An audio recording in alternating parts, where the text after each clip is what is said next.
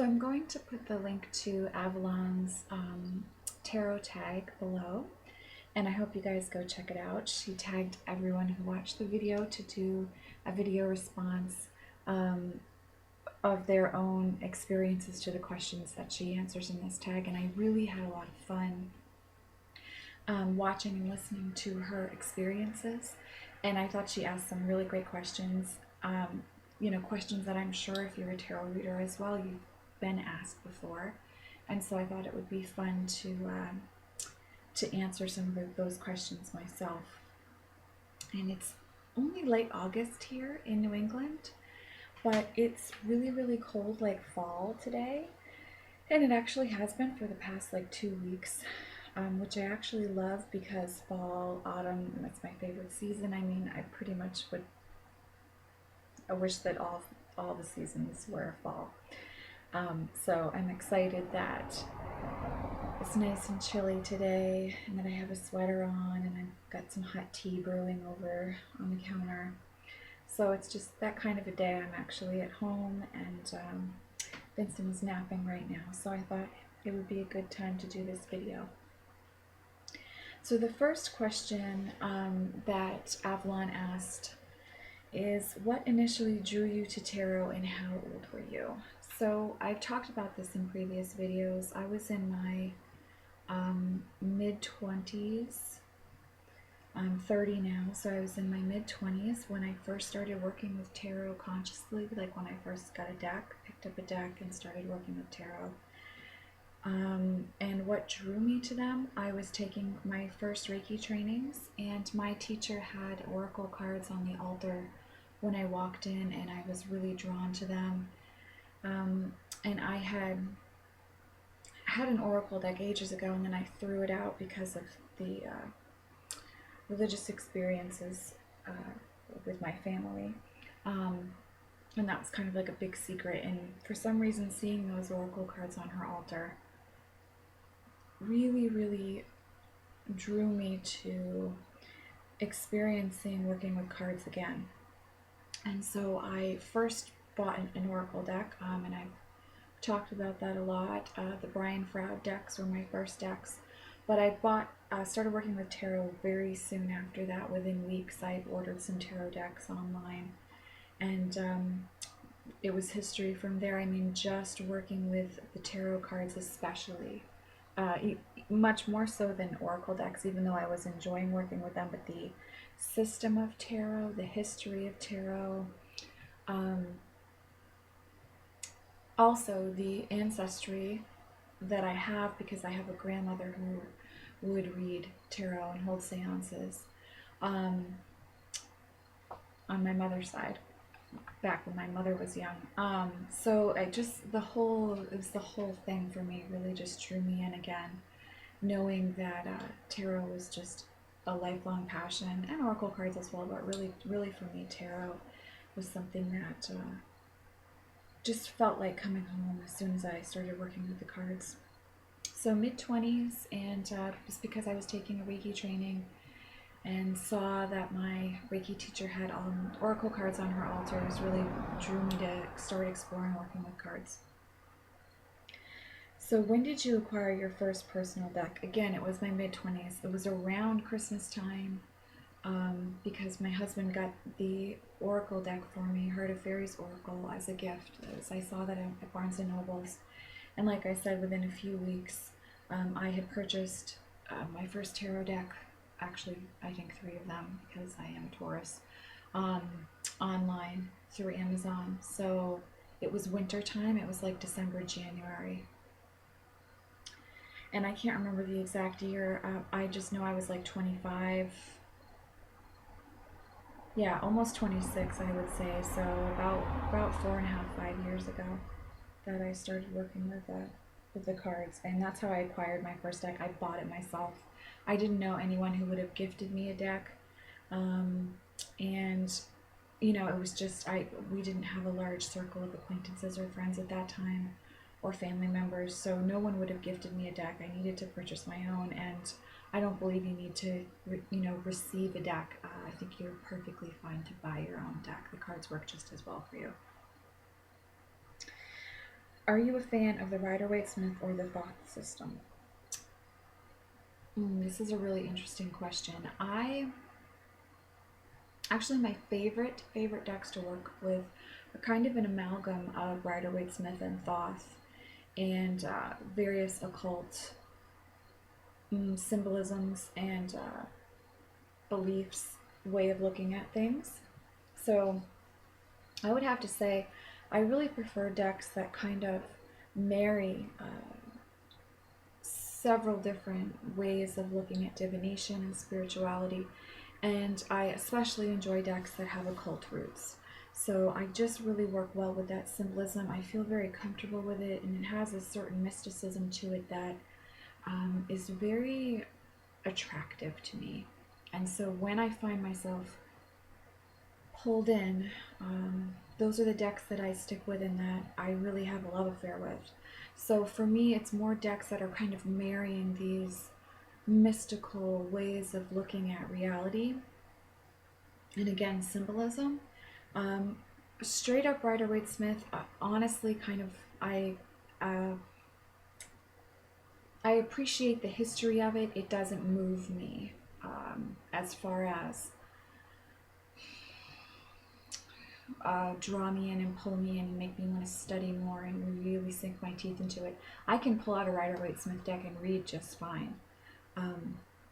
But it's not something that I'm desperately in love with. And the Thoth system, I have several books on the Thoth deck, and I have the Thoth deck, and it is something that I do intend to do a serious, dedicated study with.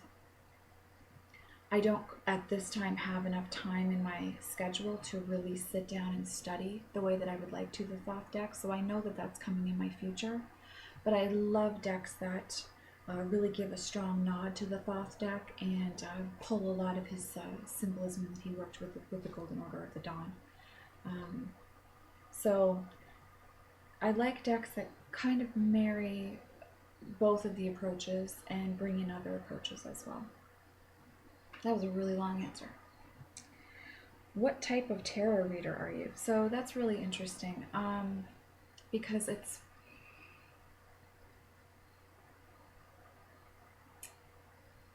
I think this is something that if you read the cards, you have to sit with for yourself. But also, it's something that kind of organically happens as the years go by and you continue reading, whether you're reading professionally or you read for friends or you just read for yourself. You see the way that you grow and change and pull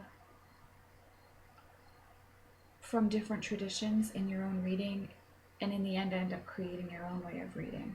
So for me, the type of reader that I am,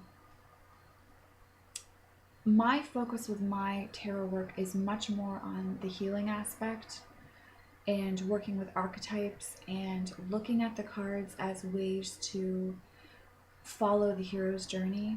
Again, quoting Joseph Campbell, finding our own bliss. That's really my focus with my work. That being said, if I have a client that comes and is asking for more of a traditional divination type of reader, depending on how it feels for me, I will offer some of that.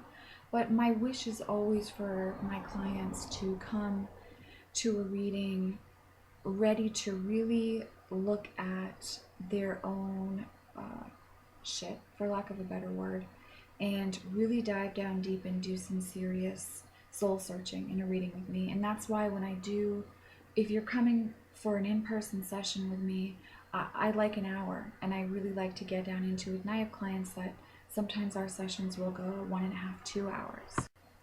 So my focus as a reader is much more on the healing aspect of the work, really getting down underneath the questions and looking at what lies beneath that for the client. That's really what gets me excited as a reader and what I always want to focus on.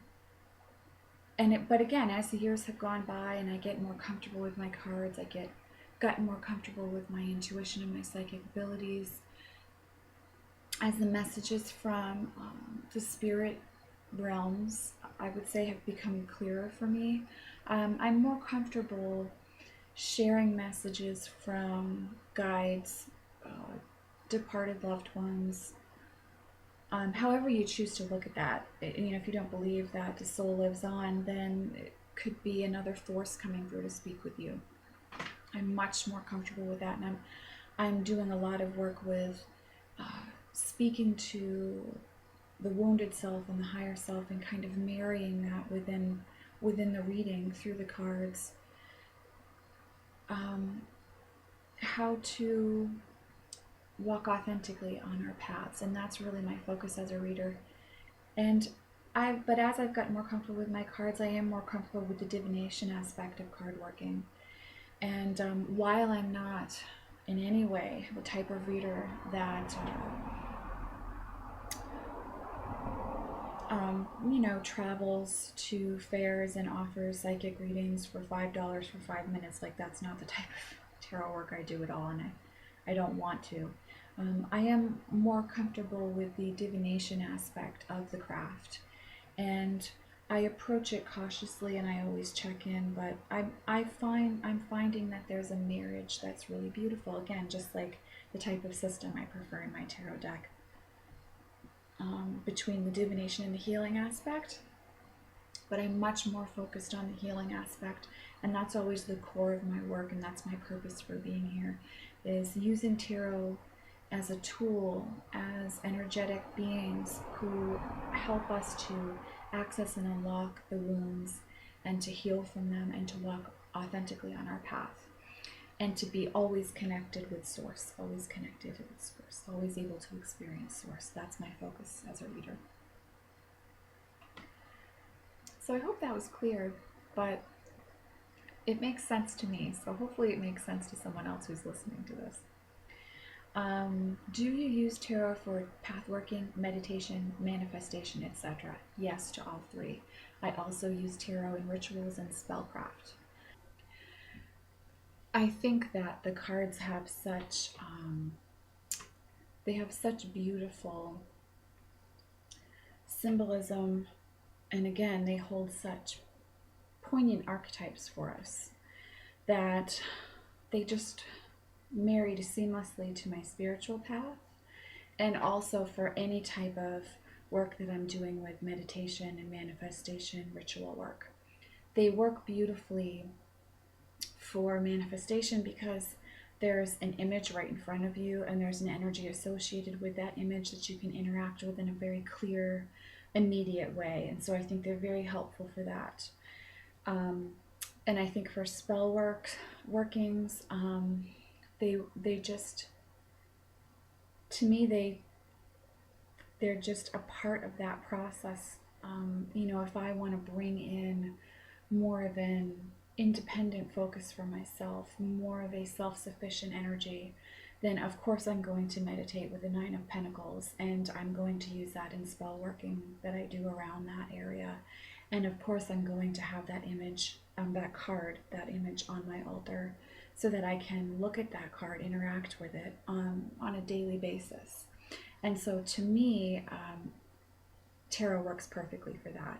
And if you're looking to grow in your meditation practice, path working with the tarot is a beautiful way to do that, and to really allow the card, and I would say the energy associated with that card, to take you on a journey through your meditation can be a very powerful and empowering experience, and can also help you to find a meditation practice that works well for you, because I think it should be uniquely tailored for each individual.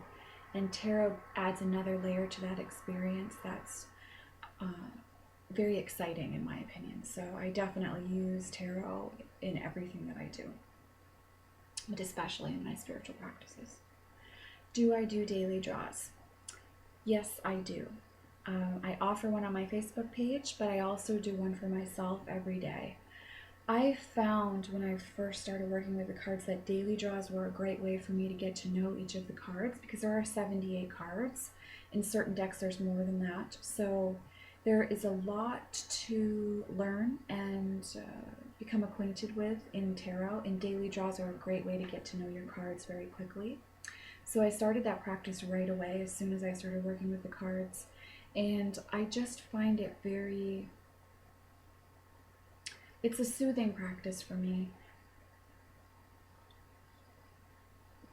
you know, no matter what I do, where I've been, what role I'm filling in the day, taking time out to have some tea and draw a tarot card is very relaxing for me. And it helps me to narrow down any areas of anxiety or fear that I'm experiencing in that day, or even joy and happiness too. So it's I think daily draws are an excellent practice, and it's certainly helped me on my path with tarot. So I'm a big advocate for daily draws. Any students I've had over the years, I've encouraged to do daily draws. I think that they're amazing. Do you utilize a tarot journal, and if so, what are the benefits of a tarot journal in your opinion? So this is another practice of mine that's really kind of organically grown as the years have gone by. When I first started working with tarot, I had a dedicated tarot journal, and I have a tarot journal video, which I'll try to remember to put a link in at the bottom for you guys to look at if you're interested. So I had a dedicated tarot journal, and I had sections for each card, and I would write down the typical Rider Waite Smith meaning, the meaning in the guidebook for the deck I was using, and then my personal meaning for each card. And I found that really helpful at the beginning, but as I started using tarot every day, as I started doing readings for people besides just myself, and even for just myself in the beginning, I found that I really enjoyed putting any of my tarot workings in my actual journal. So I kind of have a big journal that's all things. You know, it's my book of shadows, it's my book of mirrors, it's my grimoire, it's also my tarot journal, and it's my daily journal, because to me, all of these experiences kind of meld together throughout our life when we're walking this path, and these aspects are a part of that path. And I like having them all in one book. So it's grown and merged and changed for me over the years from a separate dedicated journal to tarot, to adding it to my witchcraft work, to now where everything is all in one large book, journal, if you will. And I look at it more as a time period when I'm looking back now. So, you know, if I'm thinking, okay, I know somewhere there's a path working I did with a card, and it feels like it was like spring 2012, then I can look back in that journal and find it wherever it is. And I'm also pulling out other pieces of the puzzle of what was happening for me at that time, and where I was and what I was feeling. And I find that that's a really beautiful way to look back at card meanings, card spreads that I've done, card spreads that I've created. It's just like a big picture way of looking back, because I can see everything that tied into it, and I can see what I want to pull forward now, and what I want to let go of from that time that maybe I was feeling really, really anxious or nervous or depressed or something like that. And I don't necessarily want to carry that part of a card meaning or energy forward now into my work now if I'm in a different space. Or maybe I want to be able to access that feeling for a client that I'm working with, so that I have an understanding of their energy when I step into a reading space with them. So I love having everything together in one book now, and that's where I am right now. And that's not to say that I won't have a separate tarot journal in the future, but it's something I've been doing for the last few years, and I've really enjoyed it. If you are a tarot journal junkie, check out Gypsy Chick's journal videos though, because she has some really great, I mean, her tarot journals are so beautifully categorized and wonderfully thought out. And if you are someone who enjoys that, you're going to love her videos. I love watching her videos. And like I said, I did do a dedicated journal at the beginning, and I found that to be very helpful. Okay, so would you consider yourself a tarot collector, or do you stay true to one or two decks only? I think we all know that I'm a tarot collector. Enough said. How do you bond with a deck? So again, this has kind of grown for me. At the beginning, I did the Getting to Know Your Deck spread, and I have a video on that, and it's from Eclectic Tarot Forums. And that is a great spread, and it's also really fun to kind of feel out the personality for your deck. But now it's really, I love the act of cleansing my deck when I first get it, and I will often sleep with that deck under my pillow for a few nights, and I like carrying the deck around, spending time with it through doing some spreads. And I don't always do the getting to know your tarot deck spread nowadays, but just doing some spreads in general, just pulling cards in general, including daily draws with a new deck, is a fun way for me to bond with the deck. And I do think bonding with the deck is important. If you're going to actually really be using your deck, I think it is important to spend time with the deck and really get to know it. So I love the school that bonding with the deck is important. So how I bond with it is really just by spending time with it, and that means actually physically carrying it with me, having it as close to me as possible throughout the day. And again, I do sleep with decks, and they'll also be in my purse, and I'll pull them out and shuffle them. Shuffling in itself is a very relaxing act for me. And so I will pull the deck out as I'm beginning to work with a new deck, just to shuffle it, kind of break the deck, the cards in, the physical cards themselves, but also just get comfortable with the energy of the deck. Do you cleanse, bless, empower, etc. your decks? Yes. So that's part of the bonding process to me. That initial taking the deck out of the wrapper and looking at every single card is really, really important to me. And not because I think you absolutely have to do it in order to use your deck correctly, but because it's very enjoyable for me. It's just a very beautiful way for me to get to know my deck. And also for the deck to get to know my energies as well. So I love to, I have a candle, and I'll have something representing water and earth elements, and I'll have sage, which would be the air element, smoking. Sometimes I'll use Palo Santo, but I love Palo Santo, but I really love to use white sage for my first initial cleanse of the deck. And then I'll go through every card, cleansing it with the elements, and then just bringing the heart to the chakras and connecting with it at the level of the chakras is a beautiful part of honoring the deck, honoring the work we're going to do together. And especially because I do use multiple decks in readings. I don't just have one deck that I read with. To me, that connection is really important, because the work that we're going to be doing together is not just a personal based work, it's also a universally based work. So I like to have that connection at the chakras, and that focus of energy together, energy merging together for working with a larger group of people than just myself. Do you adhere to any tarot superstitions? Not many, but I do have one. I don't know if it's a superstition, but if I'm doing a day worth of reads, so if I'm reading for 5 or more people, actually even more than just one person, I like to set my deck to 0 before I start with the next client. So all that means is that after I'm done with a reading with one client, I'll go through and touch each of the 78 cards, and then reshuffle completely. And to me, and I feel that is a superstition. It's not necessary to do that to read for more than one person or for a group of people, but to me, it's a clear, energetic line that I'm ending the connection with this client, and I'm having a space that's neutral before I step into working with another client. And so I would say that that's a superstition, and it is something that I do if I'm reading for more than one person. It's even something that I'll do if we're covering various aspects of someone's life, and I just want to neutralize the energy before we step into an area that might be really painful or uncomfortable, or be dealing with an aspect that's particularly disturbing for a person in their life. I like to set my deck to 0 for that. And again, it's just a superstition. It feels good to me. It's a clear, energetic line, and I like to do that. Let's see. Do you integrate significators into your readings?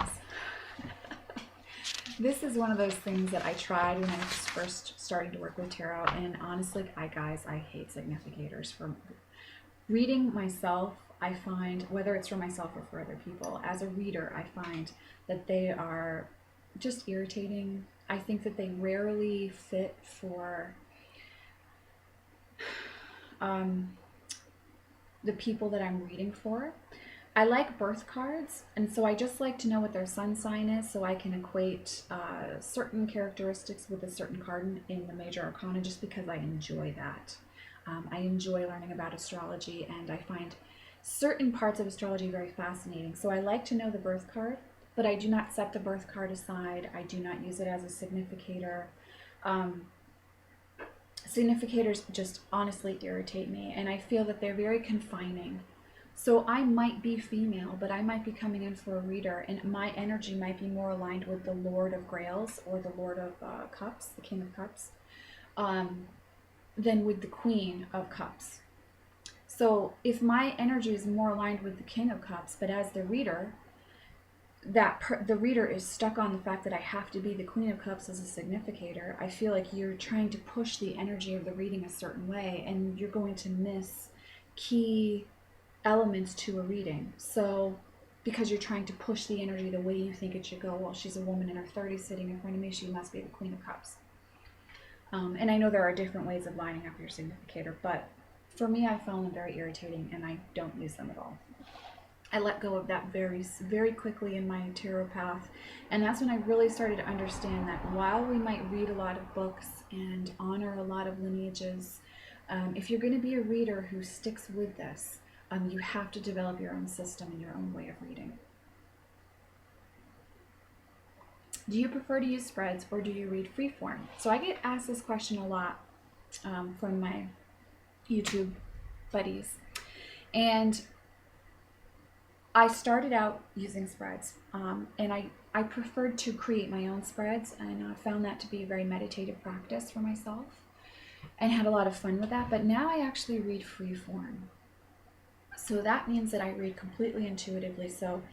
And I find that I like to do this because as a reader, I don't know what you're coming in to share or to ask or to look for some clarity with. And I love just being in the room with the person, or if it's online, connecting with the energy and allowing myself to just like relax and open and listen, and then just draw and see what comes. So I might draw 8 cards, I might draw 1 card, I might draw 12, I could draw 3, but just be very free flowing with the energy and step into a very intuitive space. And I found for myself that I get a lot of joy out of that practice. So when I read for others, I read very intuitively.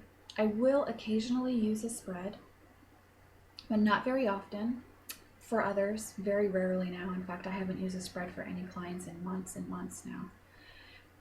But for myself, if I'm going through something and I'm in a really unclear state, I will use a spread, because I know when I lay it out intuitively, I might tend to focus on aspects of the cards that are because I want a situation to turn out a certain way, or because I'm afraid of something, and so I'm automatically going to go to the most negative thing that could happen. So I like spreads for personal readings when I'm in a very stressful space, a space of transformation or transition. I find that spreads are very helpful for myself personally when those situations come up. But I love to read intuitively. It's one of my favorite parts of tarot, and I enjoy not having the constraints of a tarot spread when I work with clients. What is your tarot birth card?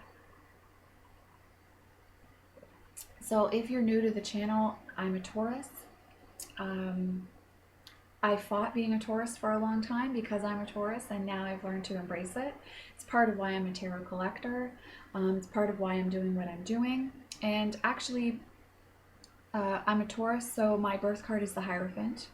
And I found that discovering the meaning of the Hierophant, even just seeing a Rider Waite's image of what the Hierophant is, brought a lot of understanding for me into the experience that I've chosen to have in this life, and a lot of the religious upbringing that I had that was very detrimental for my being. And so I found that the Hierophant has really helped me to heal from that and choose a path that's my own and not what someone else tells me to do. So I found that having the Hierophant as a birth card has been very healing for me, and exploring what's underneath the traditional meaning of the Hierophant has been very freeing for me. So my birth card is the Hierophant because I'm a Taurus, and I've come to really love that. However, like most Tauruses, I find that very rarely does the Hierophant card look the way that I wish that it would. And I know that Rory Rance is out there agreeing with me. What is your favorite deck at this moment in time? Well,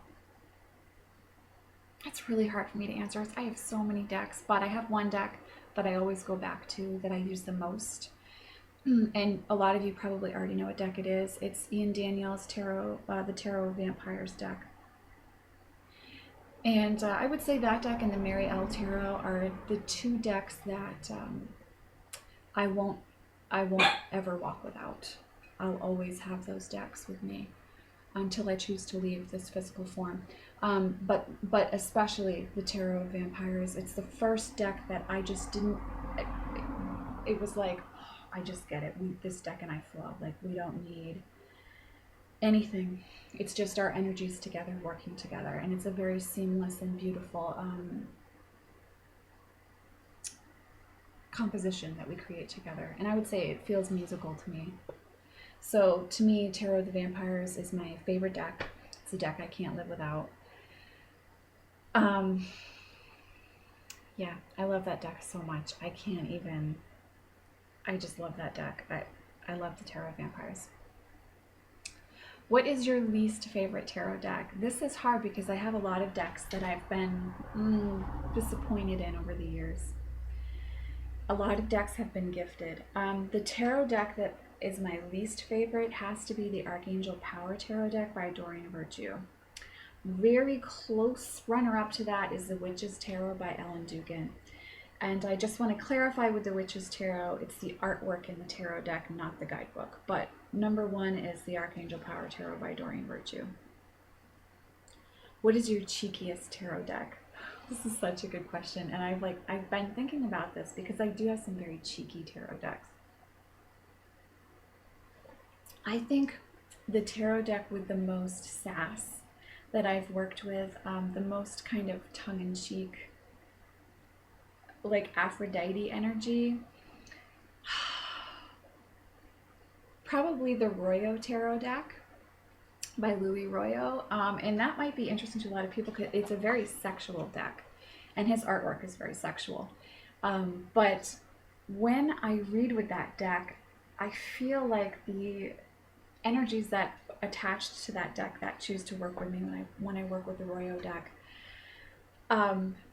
I just hear the most interesting things and have the most interesting conversations with different energies when I work with that deck. So the Royo deck, R-O-Y-O, if you're interested in it, by Louis Royo. It's a very cheeky deck to me. I would say, you know, who would come close to that for me as far as cheekiness? Maybe the Mibbermake Tarot deck, but that's more lighthearted to me than cheeky. But it's definitely the Royo deck. Do you own any self-published decks? Yes, I own a few, and I intend to purchase more. I really want the Alice deck right now, but it's just not in my budget at the moment. So that is on my wish list currently. But I do have a few, and my favorites from the self-published decks I have at this time would be the Light Gray Tarot and the Wild Unknown Tarot. I love both of those decks. What is your tarot pet peeve? What is my tarot pet peeve? I have a few. I think my biggest pet peeve with tarot decks are these kind of mass-produced decks that are just Rider Waite Smith knockoffs, where no real intention or focus has been put into the deck itself, and it's just mass-produced to sell cards to make money. That's my number one pet peeve. My two other biggest pet peeves, and I'm gonna stop there, would be borders. I don't like them. Let's get rid of them. Let's have bigger cards where we can actually see the whole image. Please, let's get rid of the borders. And I would say after that would be really crappy card quality. Drives me nuts. I have decks that are good card quality and they last and last and last. And I have decks that have poor card quality. I do not rough up my decks. I treat them with care, honor, and reverence. And I have decks that, with the crappy card quality, that's like, I can't even use it because you just touch them and they get scratched or they start to peel. And that's a real pet peeve for me. I'm going to stop there.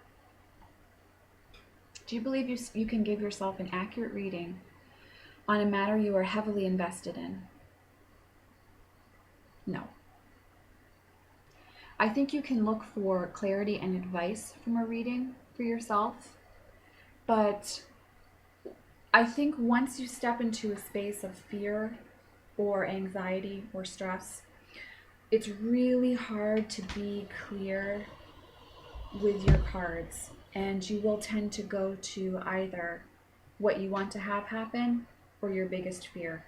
And that tends to be your shift, you're the only focus that you can see when you're reading, in my experience. And so, like I said, when I get in that space, I will use card spreads to help me get some more clarity. But I find at that time it's better to have a reading from someone else, preferably not a friend, preferably not someone who has vested interest in the situation. Someone whose energy is not tied up in what's happening, who can be really unbiased and really clear about reading what's going on.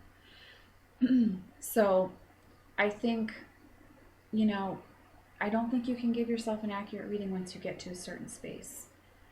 Again, I think you can gain some clarity for yourself, but if you're really wanting to get to the heart of the matter, I think it is important to have a reading from someone else. Have you studied numerology, Kabbalah, astrology as part of your tarot studies? Yes, and I continue to study them, and I find them all deeply fascinating. And if you're looking for a deck that helps you to dive into those aspects, Ian Daniels, the Tarot Vampire, is very helpful with that. I love occult areas. I love mysticism, and I really love diving into that stuff. So yes, I've studied all of those things. What are your opinions on tarot and divination? Again, I think it's a part of the lineage, and so it is something to examine. It is not the focus of my work, nor do I want it to be the focus of my work, but I do think it is a part of the lineage to be honored. And I think it's certainly possible to use tarot as a tool to help amp up your natural psychic gifts, most definitely. Have I used it for divination? Yes. I have. Have you ever lost or damaged a tarot deck? Not until my son was born. And he loves tarot decks too, not surprisingly. And he does occasionally get his hands on one of my decks. And there is a deck that I gave to him as well for him to have himself. And interestingly enough, it is a deck that I accidentally had already damaged. So a lot of you know that I have altars throughout my house. And I like for my decks to breathe, so I don't store them in containers unless they're on vacation. Yes, I just said vacation. So I have decks that are out, and I have candles and stones all around the decks. It's very pleasing for me to look at. It's part of my spiritual practice. And I use beeswax candles because I interact very closely with bee energy, so I like to have beeswax candles. They tend to drip. Sometimes they do get on the cards. And this goes back to one of my pet peeves with the tarot decks. I had the Joie de Vivre deck by Paulina Cassidy on one of my altars, and some of the beeswax got on the cards. And I've had that happen before, and I can just wait till it dries and then peel the beeswax right off, no problem. But these cards actually got damaged. And so then I put them to the side, and then Vincent got a hold of that deck. So I've had that deck got damaged, and I had another deck that I gave to Vincent, which is his deck now, so I wouldn't consider it damaged any longer. But that deck did get damaged. It was very sad for me because I love the Joie de Vivre deck. I was happy to buy another one. And I don't feel that, there's any karmic damage with that. I think the energy is just transferred to the newer version of the deck, so I'm not concerned about that. But those are the only two decks that I've ever damaged, and I have quite a few. Have you ever inspired another person to want to learn tarot? I hope so. I hope so. Right? That's what this is all about, so I hope so. Do you use tarot in conjunction with other esoteric divinatory tools? I would say that I use it in conjunction with astrology, probably more. I don't use my tarot deck with a pendulum. I don't feel the need to. I've tried it and it just doesn't really jazz well for me. I don't feel it. I would say astrology and stones I use my tarot deck with. So I would consider astrology an esoteric tool. So, but definitely with stones as well if we're talking about physical tools. What is personally a tarot no-no, or something that crosses, hold on, gotta turn my page over, the boundaries on your personal code of ethics? Let me just read that again. So what's a tarot no-no for me? There isn't that much that is a tarot no-no for me. I think that's what I'm going to say. I'm actually I go with what my intuition is at the start of a reading. As far as if I'm going to read for a minor, I prefer that they have an adult present, or if not in the room, at least in the general vicinity. I have no problem with reading for minors as far as that goes. I've read for quite a few younger women and had wonderful experiences with them. And again, because my focus isn't on divination, it's more about the layers underneath. I think it's just as valid for someone who's 16 to have a reading as it is for someone who's 18. So as long as there's a parent around, or I've gotten consent from an adult or guardian, I have no problem doing that.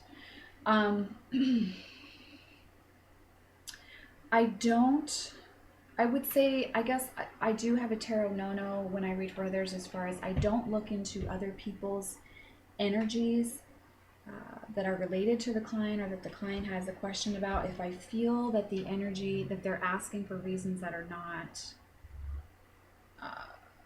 helpful or healthy. So, and I reserve that right for anything across the board with a reading. And I tell my clients that if I don't feel like I should be looking at this, then we're not going to. And so while I don't have necessarily a set no-no, it's listening to the intuition and then feeling it out during the reading. And I'll just say, no, I don't feel comfortable doing that, or let's take a look at something else, or, we're not going to come back to this issue. So that's my ethical code as far as tarot goes. It's much more of that focus with like each person. It's tailored to each client. But I don't look into questions people have about other people when it's inappropriate. I also will not look into the same area that a person's focused on again and again and again and again. There comes a time when I will stop that. If someone's just trying to get the answer they want, then we're not doing that. That's not the type of reader that I am. I don't give you the answers that you want. And that's why my readings are more of an investment of your time, energy, and money, so that I don't have people coming in who don't appreciate and respect the healing art that tarot is. So I find that by setting more of an ethical intention, clears away a lot of people that I don't want to choose to enter into a reading with. Anything else ethically? I will look at timelines for people, and I talked about that in another video. However, I do always preface my reading with, nothing is set in stone, everything's energy. So if the timeline isn't set in stone, that I share with you if I choose to step into a timeline space with you. If something feels like a year, I always say feels like a year, because it's not set in stone that it's going to be a year. You could shift that energy. Someone else could shift that energy. Nothing like that is set in stone. And so that's another big ethic thing for me. At the beginning of a reading, I always share that with people. Nothing is set in stone. Anything in this reading that you don't like, or that doesn't feel good for you, or any questions you have about timelines or about anything like that, nothing's set in stone. And I think it is important to let our clients know that, because people have a very skewed idea of what a tarot reading is. So it is important to share that with them, and also be really clear about the fact that it's not set in stone. So they can't count on it as, die-hard advice. And again, that's not the focus of my readings. If you could give one piece of tarot advice to another, perhaps a beginner, what would it be?